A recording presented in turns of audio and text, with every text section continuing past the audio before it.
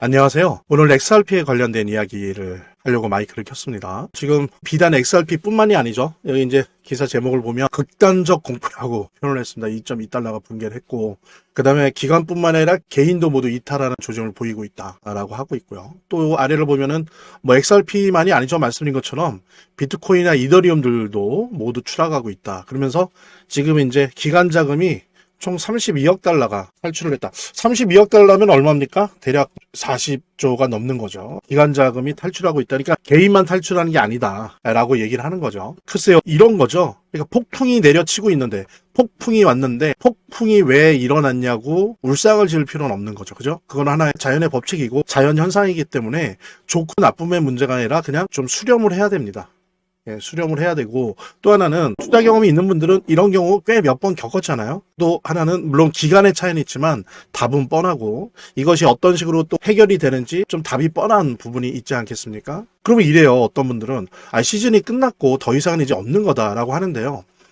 물론 소위 말하는 4년 패턴은 깨지긴 했어요. 원래 4년 패턴의 마지막이 올해 9월, 10월 정도에 불장이 왔어야 됩니다. 4년 패턴 대로라고 하는데, 근데 이제 안 왔죠. 오히려 10월 10일 날 제가 역사적인 표현이라고 해도 될지 모르겠는데, 역사적인 30조 규모의 전례 없는 청산이 있었죠. 오히려 불장이 온 게 아니라. 이런 부분들, 패턴이 깨진 거는 맞아요.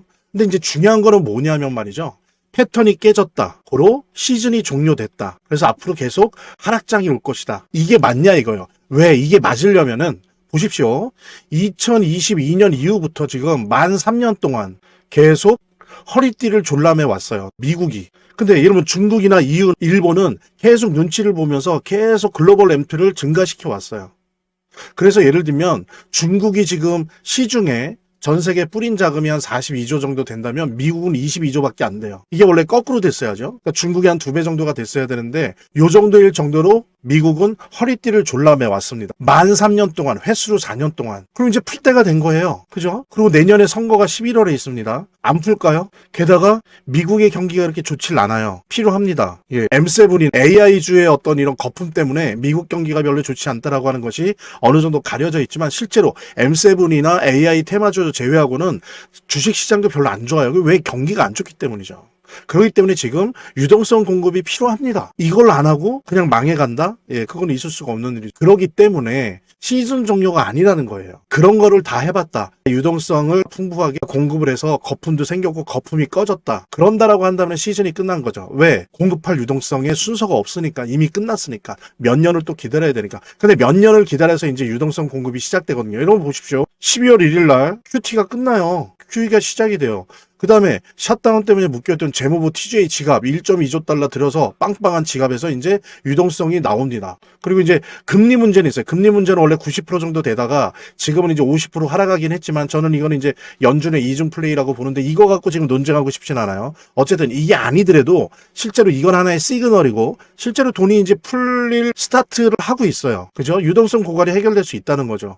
그런데 시즌이 종료됐다? 저는 그렇게 보진 않습니다. 지금은 좀 고통스럽지만 변동성의 장이고요. 12월을 시작으로 해서 내년 상반기에 많은 유동성이 풀릴 겁니다. 엄청나게 풀릴 건데 만 3년 만에, 횟수로 4년 만에. 이제 중요한 거는 그런 게 문제겠죠. 이거를 시장이 받아들일 때 경기가 얼마나 안 좋으면은 유동성이 이렇게 뛰쳐나와. 정말 경기가 안 좋네. 그럼 움츠려들 거냐? 아니면 유동성이 폭발을 하네. 그럼 내가 좀 더 적극적으로 투자를 할까? 이런 식으로 갈 거냐의 어떤 투자 심리에 관련된 선택지라고 하는 부분은 여전히 남아있긴 하지만 유동성 고갈에 근거해서 지금 조종장이 진행되고 있는 거는 끝난다. 시즌이 끝나는 게 아니라 유동성 고갈이 끝난다는 부분. 그래 내년 상반기는 유동성이 폭발할 것이다라고 하는 부분. 이 부분에 있어서는 우리가 객관적인 팩트로 인정해야 된다는 거죠. 그렇다라고 하면 함부로 시즌이 끝났다는 말을 할 수 없다. XRP가 끝났다라고 하는 말을 할 수 없다. 오히려 내년 상반기에 기회를 가지고 있다라고 하는 부분들. 이 부분은 우리가 같이 공유하면서 좀 힘든 상황들을 좀 넘기고 그럴 리 없겠지만 절대 던지지 마시고 솔직히 얘기하면 저도 실제로 그러고 있고 저도 이틀 전에 비트, 이더리움, XRP, 솔라나 추가 매수했어요.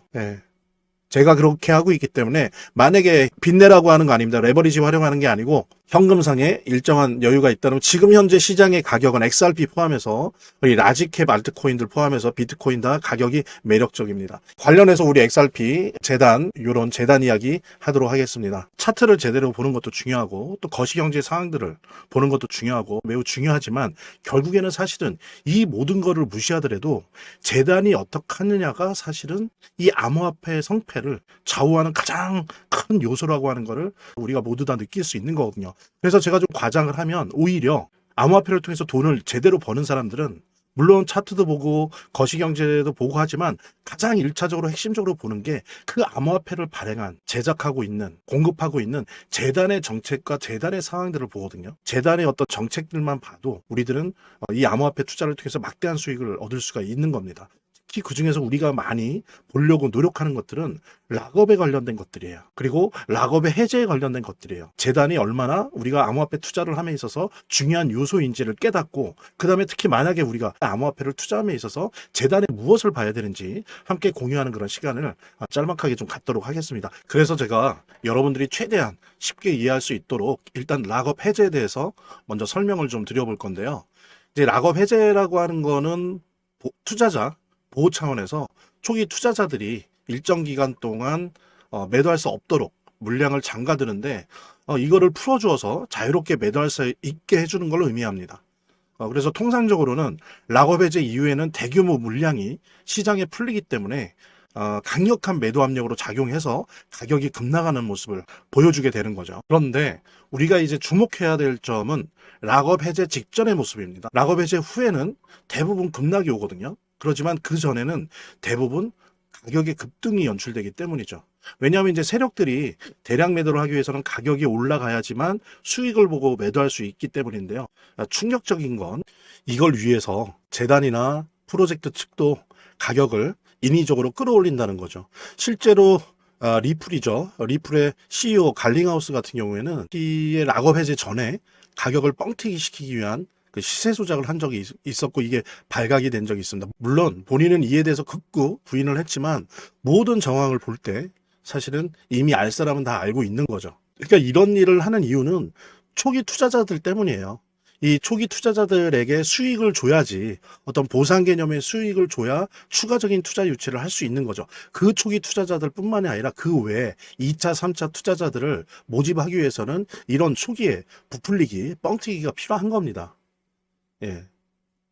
그래서 락업 해제 전에 락업 일정에 맞춰서 매수 타점을 잡아내는 것이 매우 중요하게 대두되는 겁니다. 이 락업 해제 후에는 급등 후에 급락 패턴이 옵니다. 이제 그러기 때문에 락업 해제 전에 매수를 해야 되고 락업 해제 후에는 이제 매도를 해야 되는 거죠.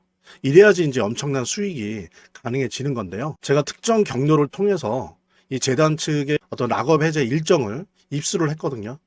예, 근데 이 해당 문서는 기밀 문서이기 때문에 일단 중요한 내용은 이렇게 제가 좀 모자이크 한 거 좀 양해 바라고요.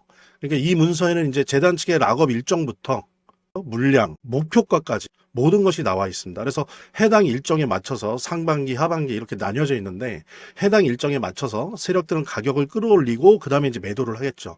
그래서 우리도 이 일정에 맞춰서 정확하게 매수 매도 타점을 잡아 나가면 엄청난 고수익을 대박을 노려볼 수가 있게 되는 겁니다. 그래서 여기 나와 있는 제 개인 번호 010-2592-6921 010-2592-6921로 부자 두 글자만 남겨놓으시면 제가 확인되는 대로 이 모자이크 없는 아까 보셨던 그 문서 원본이랑 그 다음에 이제 언제 어디서 얼마에 매수해야 되는지 그 시그널이 담겨 있는 문서를 직접 핸드폰으로 PDF 형태로 전달해 드리도록 하겠습니다. 그러니까 당연히 무료고요.